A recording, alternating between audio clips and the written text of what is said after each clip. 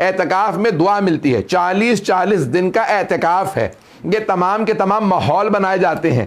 یہ اشارہ ہے کہ جب انسان کو واقعاً اپنی دعا قبول کروانی ہو اور دعا قبول نہ ہو رہی ہو تو کئی مرتبہ 40 دن تک اپنے آپ کو آلودگی سے پاک رکھو، دعا قبول ہو جائے گی۔ تو بہت سی دعاؤں کے لیے انسان کو اعمال کرنے پڑتے ہیں۔ اب 2 یا 3 اعمال جلیلی میں پیش کر دوں کہ جو 40 دن کیجئے دعا ضرور قبول ہوگی۔ علماء نے بتائے ہیں چند نسخے، کبھی دعا اگر قبول نہ ہو رہی ہو، آقا بہت اہم دعا ہے قبول نہیں ہو رہی تو کیا کیا جائے؟ کہا چلہ، آپ کہتے ہیں نا چلہ، کبھی آپ نے سوچا چلہ کیا لفظ ہے؟ یہ چلہ فارسی سے آیا۔ چہل فارسی میں کہتے ہیں 40 کو چہل، چہل کہتے ہیں چہلم، وہیں سے چہلم بھی آیا۔ 40 40 عربی میں، فارسی میں کہتے ہیں چہلم، عرب کہتے ہیں کیونکہ حدیث میں آیا 40 حسینی، فارسی میں کہتے ہیں چہلم، اسے آپ کہتے ہیں اردو میں 40واں مثال کے طور پہ۔ تو اب چہلم ہے، اسی چہلم سے ہے چلہ، یعنی 40 دن کسی کام کو انجام دینا۔ تو ہمارے علماء کہتے ہیں کیونکہ رسول خدا کی حدیث سے پیش کر دوں، اور یہ مرحوم بہت بڑے ہمارے عارف گزرے ہیں سید مہدی بحر العلوم، ان کا رسالہ منسوب آغا بحر العلوم، رسالہ عرفان ان کا ہے، اس میں انہوں نے اس حدیث کو لکھا رسول خدا کی کہ من اصبح للہ 40 صباحا یفتح اللہ ابواب الحکمت من قلبہ الی لسانہ، جو 40 دن مسلسل ہر کام خلوص سے انجام دے، سنسیئرلی انجام دے، اخلاص کے ساتھ انجام دے، تو اللہ حکمت اور دانائی کے وزڈم کے دروازے اس کے دل سے زبان پہ کھول دیتا۔ 40 دن شرط ہے، پتہ نہیں لوگ ہیں یا نہیں۔ بڑے بڑے علماء کہتے ہیں ہم نے اس 40 کا بڑا اثر دیکھا ہے، 40 کا اثر دیکھا ہے۔ ایک بہت بڑے مرجع کا نام مناسب ہے کہ نہیں، تو وہ کہنے لگے ان سے شاگردوں نے شکایت کی کہ اتنے بڑے آیت اللہ آئے تھے، آپ ان کے لیے کھڑے نہیں ہوئے، اور وہ شاگرد آیا آپ کا اس کے لیے کھڑے ہو گئے۔ کہ کئی مرتبہ وہ جو بزرگ آیت اللہ آ رہے تھے نا، تو میں دیکھ رہا تھا میں ان کے لیے اس لیے کھڑا ہونا چاہ رہا ہوں کہ انہیں خوش کر دوں، اللہ کو نہیں۔ کیونکہ جب پچھلی دفعہ میں ان کے گھر گیا تھا تو یہ میرے لیے کھڑے ہوئے تھے، تو میں نے دیکھا کہ اللہ سے زیادہ ان کی خوشنودی میرے مد نظر ہے، اس لیے کھڑا نہیں ہوا کہ پروردگارہ 40 کا چلہ کاٹ رہا ہوں، پتہ نہیں لوگ ہیں یا نہیں ہے۔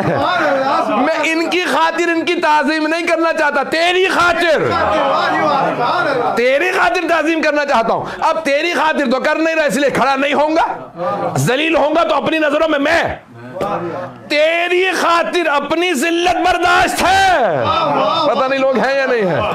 ابھی شرمندہ تو ہو رہے ہیں نا کہ کھڑے نہیں ہوئے، تو کہا تیری خاطر اپنے آپ کو شرمندہ کر رہا ہوں۔ کہا پھر اس شاگرد کے لیے کیوں کھڑے ہوئے؟ کہا کیونکہ جب میں نے اس کے چہرے پہ رونق دیکھی، نور دیکھا، تو مجھے احساس ہوا کہ نہیں، یہ میں اپنے سے کمتر تو نہ سمجھوں اسے، ارے شاگرد ہوتے ہوئے اتنا نور، تو میں نے کہا پروردگارہ تیری خاطر اس کے لیے کھڑا ہو رہا ہوں۔ بات واضح ہوئی؟ تو کئی مرتبہ اس لیے وہ کر جاتا ہوں کام کہ جو مجھے یقین ہوتا ہے اللہ کی خاطر ہے۔ 40 دن کر کے دیکھ لیجئے، لوگوں کو خوش نہ کیجئے، صرف اللہ کو خوش کیجئے۔ کئی لوگ ناراض ہو جائیں گے لیکن آپ کا دل منور ہو جائے گا۔ تو یہ 40 دن جو خوشنودی کے ہیں، میں نے اسی لیے ساری بیس باندھی ہے تاکہ 40 دن کیوں ضروری ہیں۔ ہمارے ہیں اسلام میں 40 سال، رسول خدا کو کہا اعلان رسالت 40، جناب موسیٰ 40،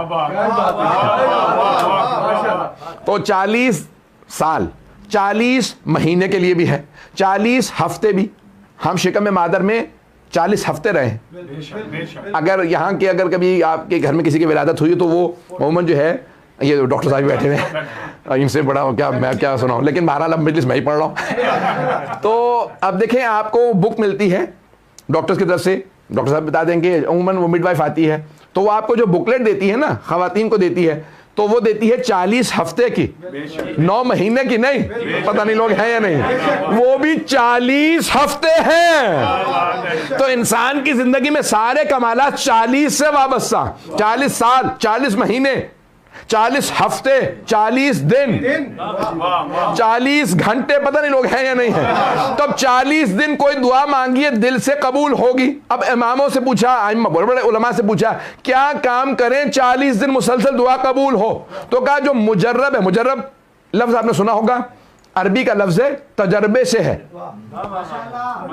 کہ I have experimented this، میں نے خود اس کا ایکسپیریمنٹ کیا ہے، اسے کہتے ہیں مجرب.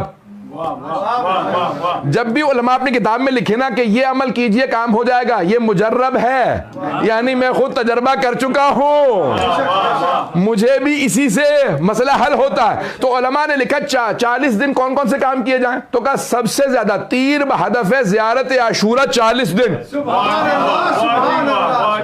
پتہ نہیں لوگ ہیں یا نہیں. تو 40 دن زیارت عاشورہ کا پڑھ کے دیکھ لو, کام نہ ہو تو پھر کہنا. کہا اور کون سے کام, کہا بھی بہت سمپل سے کام ہیں, چاہے 1 تسبیح پڑھو, 5 پڑھو, 12 پڑھو, جو مرضی پڑھو, صلوات کو 40 دن پڑھ کے تو دیکھو. صلوات کو 40 دن پڑھ کے دیکھو. اور 1 تسبیح استغفار کی عشاء کی نماز کے بعد 40 دن.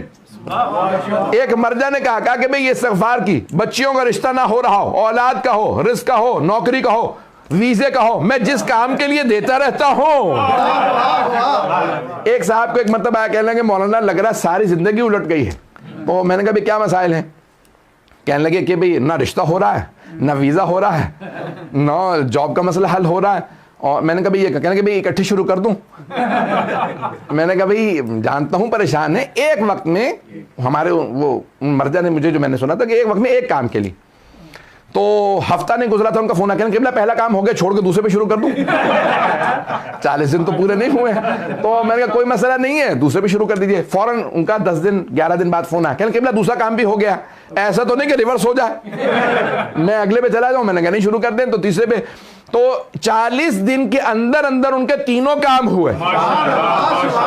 تو عزیزان گرامی یہ ایسے اعمال ہیں کہ آپ کو اہل بیت علیہ السلام کا کوئی عمل لے لیجئے. کسی نے علامہ طباطبائی سے کہا, آغا میں مسائل کے سیلاب میں ڈوب رہا ہوں, مسائل کے سیلاب میں. اتنے مسائل ہیں کہ زندگی مسائلستان بن گئی, مسائلستان بن گئی ہے کہ چاروں طرف سے مسائل میں گھر گیا ہوں. تو کیا کروں, مجھے لگتا ہے میری زندگی ختم ہوتی نظر آ رہی ہے, کچھ کام نہیں ہو رہا. تو کہا جتنے سیلاب آئے ہوئے نا, مسائل کا سیلاب آیا ہوا, اس سے بڑا سیلاب صلوات کا لیا.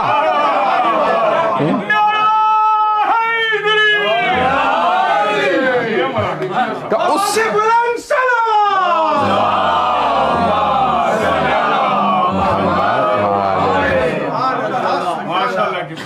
تو فرمانے لگے اس سے بڑا سیلاب صلوات کا لیا.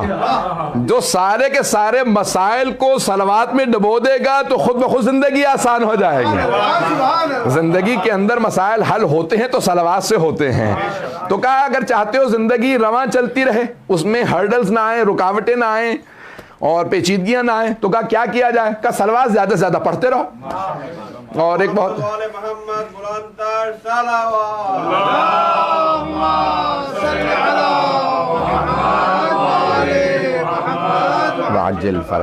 توجہ ہے نا جانے گرا.